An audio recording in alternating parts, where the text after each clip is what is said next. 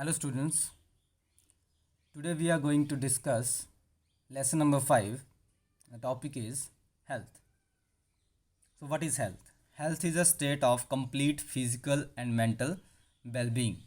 एक पर्सन को हम हेल्दी तब बोलेंगे जब वो फिजिकली और मेंटली स्ट्रांग हो, फिजिकली और मेंटली प्रॉपर फंक्शनिंग हो। तो अगर हम बात करें कि कोई पर्सन है, अगर वो फिज़िकली बहुत स्ट्रांग है और वो मेंटली स्टेबल नहीं है तो हम उसको हेल्दी नहीं बोलेंगे। ठीक है स्टूडेंट्स, तो एक सेइंग है, जैसे बोलते हैं कि a sound mind lies in a sound body, कि एक तेज़ तर्रार दिमाग एक अच्छी बॉडी में ही पाया जाता है। सो दोनों चीज़ें, हमारी फिज़िकल और मेंटल हेल्थ एक साथ चलते हैं।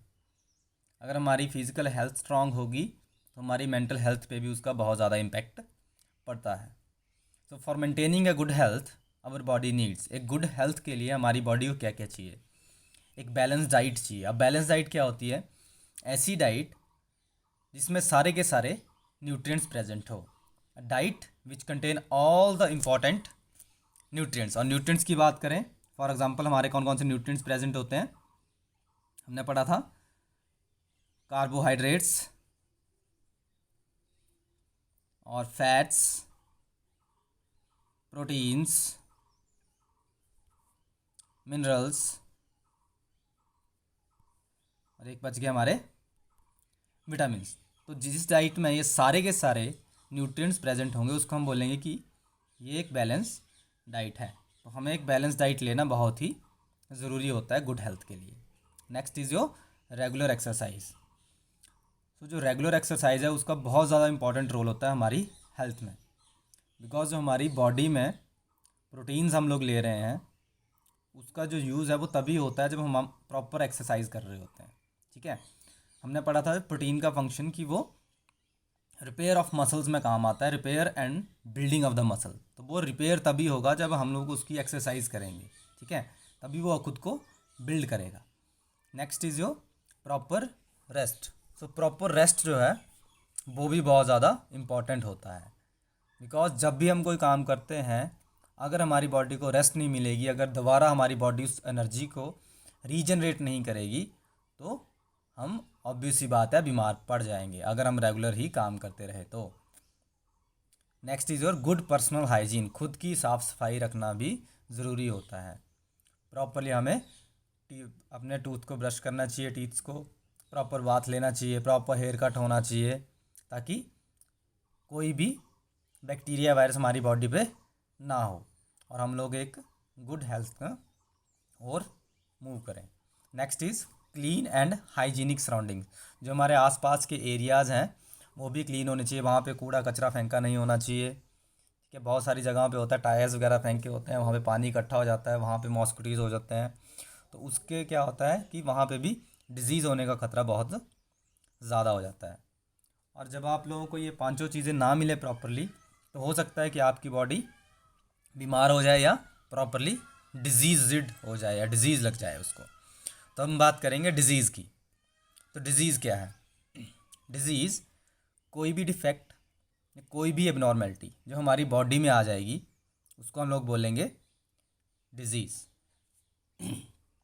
डिज़ीज़ क्या है कि जैसे हम लोग एक बैलेंस डाइट ले रहे हैं जिसमें सारे न्यूट्रिएंट्स प्रेजेंट हैं, कार्बोहाइड्रेट्स हैं, फैट्स हैं, विटामिन्स हैं, मिनरल्स हैं, प्रोटीन्स हैं।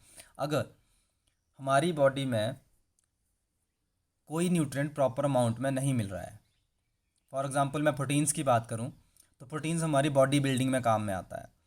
तो क्या होगा कि अगर हम लोग प्रोटीन कुछ टाइम से नहीं ले रहे हैं और बहुत ज़्यादा टाइम हो गया है, 1 मंथ तक हम लोग प्रोटीन नहीं ले पा रहे हैं, हमारी बॉडी में प्रोटीन नहीं जा रहा है, तो क्या होगा, जो बॉडी बिल्डिंग है, जो मसल्स की ग्रोथ है वो कम हो जाएगी और वो रुक भी सकती है, जिससे क्या होगा हमारी बॉडी जो है वीक हो जाएगी, हमारी बॉडी में कोई डिफेक्ट आ जाएगा, कोई एबनॉर्मेलिटी आ जाएगी। और वही स्टेट क्या होती है? वही स्टेट क्या होती है? डिजीज़ होती है।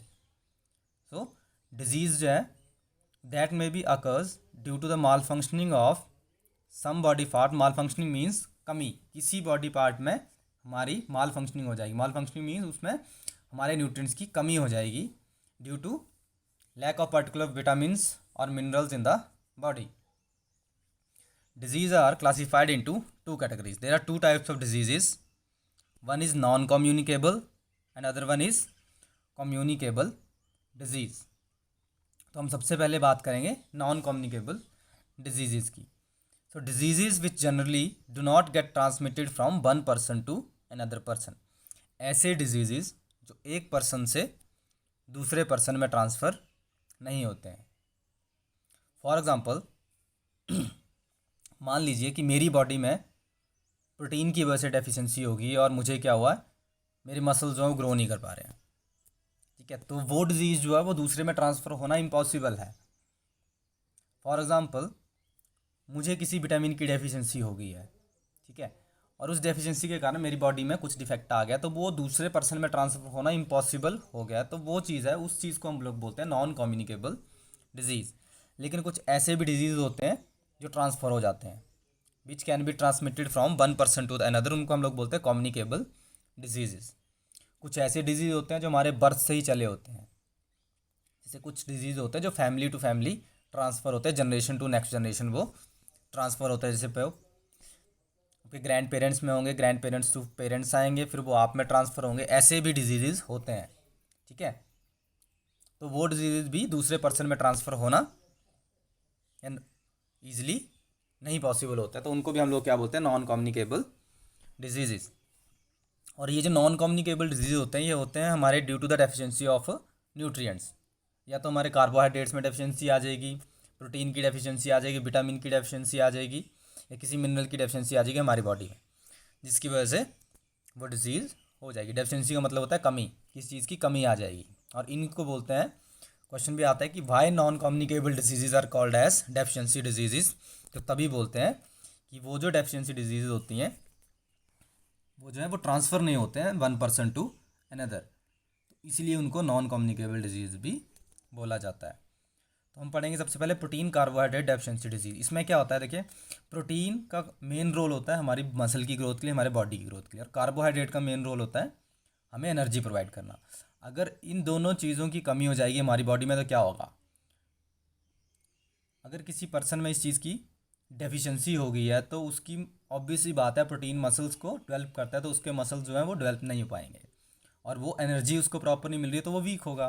तो यहाँ पे देखिए पिक्चर दी हुई है दो चाइल्ड्स की. ये देखिए, एक हेल्दी पर चाइल्ड है और एक वीक चाइल्ड. तो इसको क्या हुआ है, प्रोटीन की डेफिशिएंसी, इसलिए इसके मसल्स की ग्रोथ नहीं हो पाई, और कार्बोहाइड्रेट्स की डेफिशिएंसी भी थी, इसलिए वो प्रॉपर वो ग्रोथ उसकी बॉडी की नहीं हो पाई और वो वीक रह गया.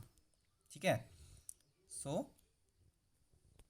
नेक्स्ट इज प्रोटीन कार्बोहाइड्रेट्स की जो डेफिशिएंसी है उसके सिम्टम्स क्या क्या हैं. तो improper growth of the body, loose skin, sunken eyes, अंदर को धसी हुई आंखें होती हैं थोड़ी सी, thin and light hair, and person is inactive and get tired easily.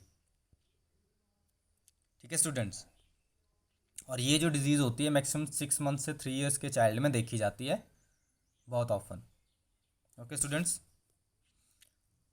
So next class we will going to study mineral deficiency diseases and vitamin deficiency diseases. Okay students, this is all about today's video.